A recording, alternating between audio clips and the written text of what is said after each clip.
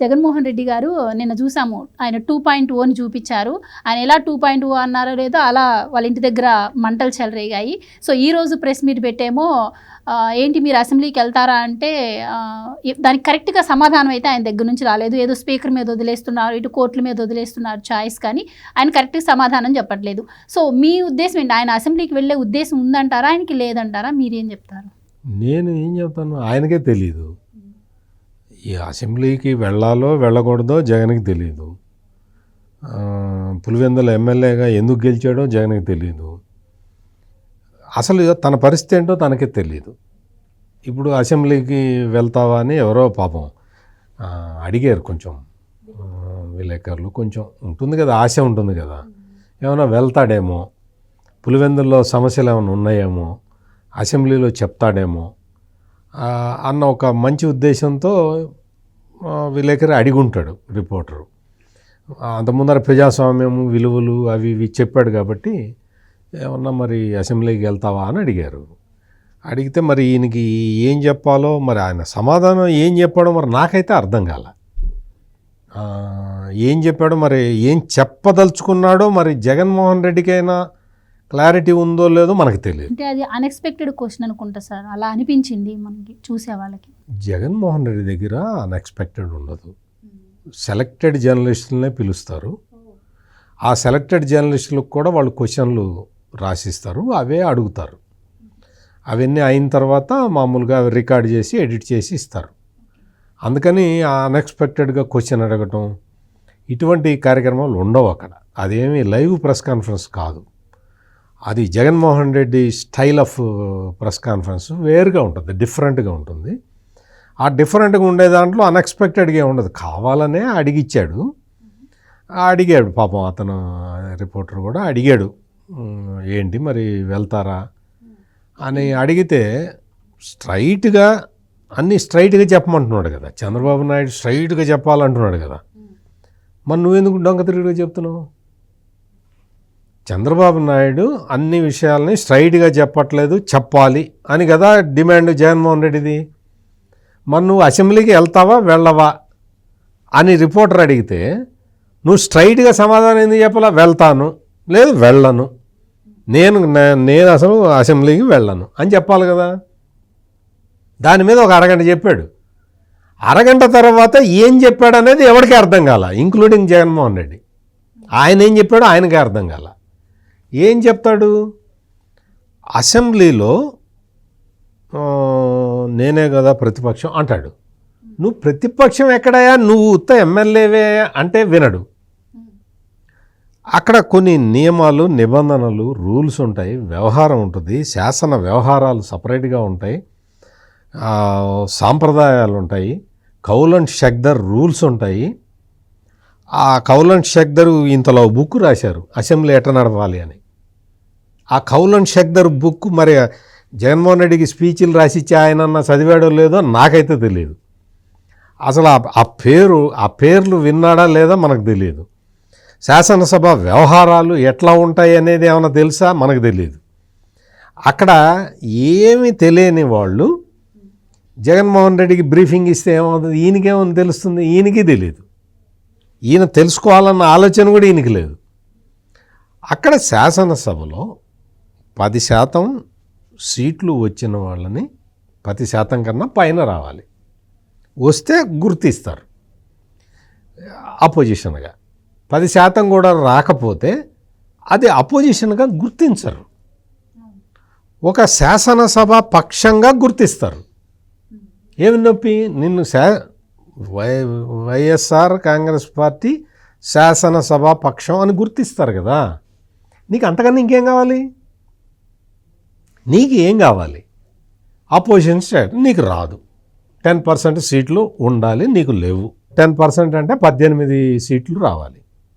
18 సీట్లు వస్తే ఆయనకి అపోజిషన్ స్టేటస్ ఇచ్చేవాళ్ళు, గవర్నమెంట్ డీజిల్ పోయించి కారులో తిప్పేవాళ్ళు.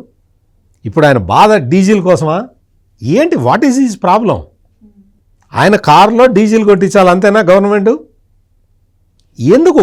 నీకేం కావాలి? నీకు సీట్లు లేవు, నీకు 11 సీట్లే వచ్చినాయి, 18 రావాలి. నువ్వు 18 వస్తే ఇంకొక పాయింట్ ఏంటంటే ఇప్పుడే సడన్గా గుర్తొచ్చింది. గత ఎన్నికల్లో తెలుగుదేశం పార్టీకి 23 సీట్లు వస్తే అందులో నుంచి 4 లాగాడు. 4 లాగితే 19 ఉన్నాయి. 19 ఉంటే ఈయన ఏమన్నాడంటే ఇంకొక 2 లాగానే అపోజిషన్ స్టేటస్ తీసేద్దాం. చంద్రబాబు నాయుడికి అపోజిషన్ స్టేటస్ తీస్తే చూడాలని ఉందయ్యా నాకు, ఇంకొక 2 లాగండి అంటే ఒక 2 మీద వాళ్ళు కాన్సన్ట్రేట్ చేశారు. వాళ్ళు ఎవరో పేర్లు కూడా చెప్తాను నేను. వాళ్ళు ఎవరు అంటే ఉమ్మడి ప్రకాశం జిల్లాకి చెందిన డోలా బాలవీరాంజనేయ స్వామి, రవికుమార్, గుట్టిపాటి రవికుమార్, వీళ్ళని కాన్సన్ట్రేట్ చేశారు. వీళ్ళ మీద కాన్సన్ట్రేట్, వాళ్ళిద్దరు ఇప్పుడు మంత్రులుగా ఉన్నారు. వాళ్ళ మీద కాన్సన్ట్రేషన్ చేసి అసలు విపరీతంగా డోలా బాలవీరాంజనేయ స్వామి మీద అయితే పోలీస్ కేసులు, ఈయన గుట్టిపాటి రవి మీద అయితే మొత్తం ఆయనకున్న వ్యాపార సంబంధాలు అన్నిటి మీద దాడులు, విపరీతంగా దాడులు. ఎంత ప్రెషర్ తీసుకొచ్చినా కానీ ఆ ఇద్దరు నథింగ్ డూయింగ్ అన్నారు. ఈ రోజున వాళ్ళు మంత్రులై కూర్చున్నారు. అంటే సిద్ధాంతానికి కట్టుబడి ఉన్నారు కాబట్టి మంత్రులై కూర్చున్నారు, అది వేరే విషయం. ఇక్కడ 2 తీసేస్తే చంద్రబాబు నాయుడికి అపోజిషన్ స్టేటస్ పోతుంది అని తెలిసిన ఈ పెద్ద మనిషికి మరి ఇప్పుడు 11 సీట్లు ఉంటే నీకు అపోజిషన్ ఎట్లా వస్తుందా తెలీదు నీకెవరు చెప్పరా?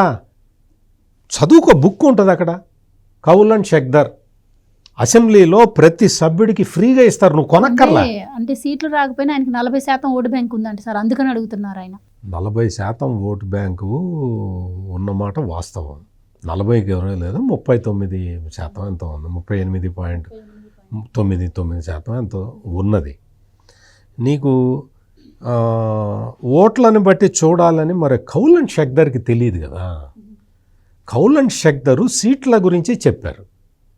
నీకు ఓట్ల పర్సంటేజీని మరి కౌల్ అండ్ షెక్దర్ చూడలే. మరి అంటే కౌల్ అండ్ షెక్దర్ కన్నా గొప్పవాడా ఈ జగన్మోహన్ రెడ్డి? వాళ్ళు చెప్పింది పాటించాలి.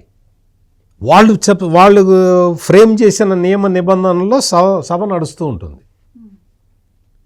ఇంకా మళ్ళీ వైసీపీ వాళ్ళకి అర్థం కావడానికి చెప్తా, కౌల్ అండ్ షెక్దర్ అంటే వాళ్ళు ఏదో ఆంధ్రప్రదేశ్కి సంబంధించిన వాళ్ళు కాదు సుమా. వాళ్ళు మొత్తం భారతదేశంలో ఉన్న అన్ని శాసనసభలు, అన్ని శాసన మండళ్ళు కౌల్ అండ్ షెక్దర్ రూల్స్ ఆధారంగానే పనిచేస్తాయి.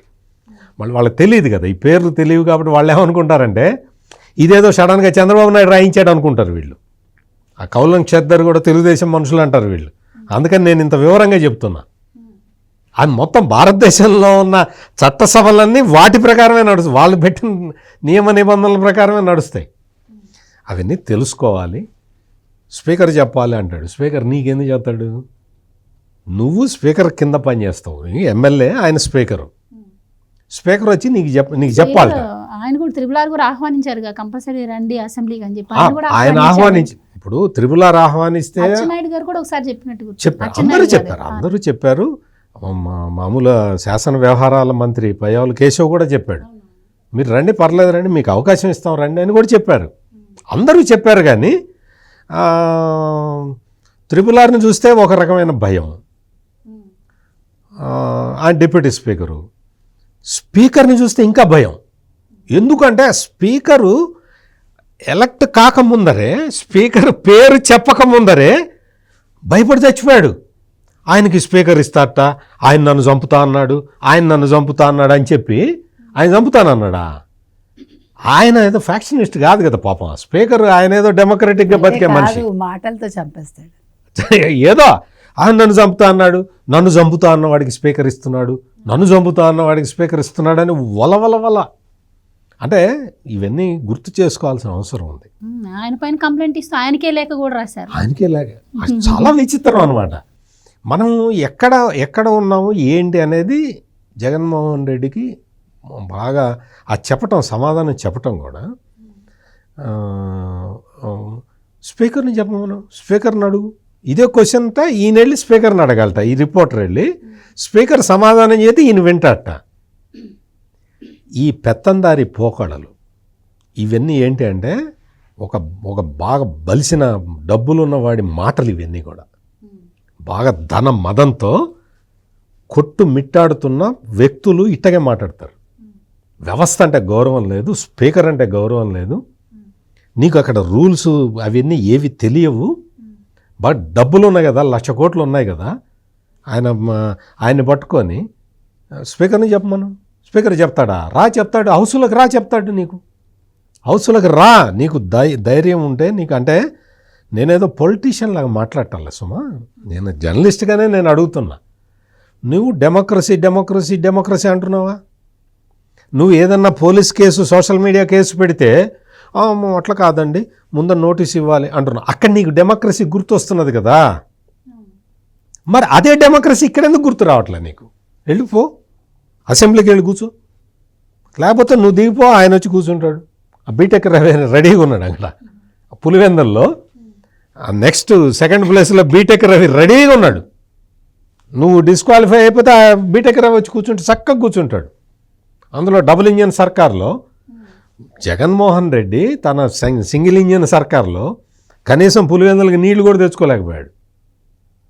చంద్రబాబు నాయుడు ఇప్పటికీ 100 సార్లు చెప్పాడు, నేను పులివెందులకు కూడా నీళ్లు ఇస్తాను. అంతకు ముందర కూడా చెప్పాడు, తీసుకెళ్ళాడు. ఇప్పుడు కూడా మళ్ళీ పులివెందులకు నీళ్లు ఇచ్చారు చంద్రబాబు నాయుడే. నీకు అటువంటి నువ్వు అసలు ఎమ్మెల్యేగానే నీకు అర్హత లేదు, ఖచ్చితంగా లేదు. ఎందుకు అంటే నువ్వు ఎక్కడ మాట్లాడాలా. అందుకని నువ్వు అసెంబ్లీకి వెళ్తావా వెళ్ళవా స్ట్రైట్గా చెప్పు. నేను వెళ్ళను, నాకు భయము అని చెప్పు. లేదు నేను ధైర్యవంతుడిని, నేను పులివెందుల పులిని, నేను వెళ్తాను అని చెప్పు. ఏదో ఒకటి చెప్పకుండా స్పీకర్ని చెప్పమను, లేకపోతే డిప్యూటీ స్పీకర్ని చెప్పమను. ఇటువంటివన్నీ ఈ కబుర్లు చెప్తూ కూర్చోవటం తన ధన అహంకారానికి నిదర్శనం. Please subscribe to Leo news for more videos.